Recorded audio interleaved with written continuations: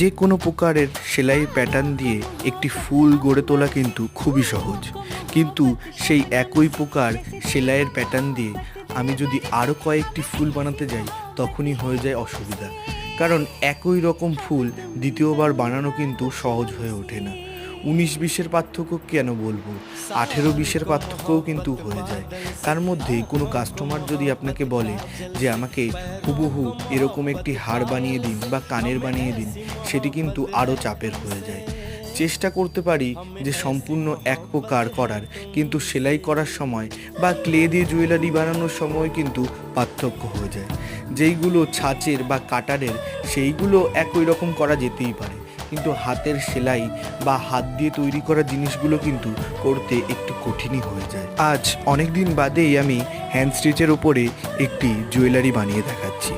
কালো ব্যাকগ্রাউন্ডের ওপরে জুয়েলারি আমি হামেশাই বানিয়ে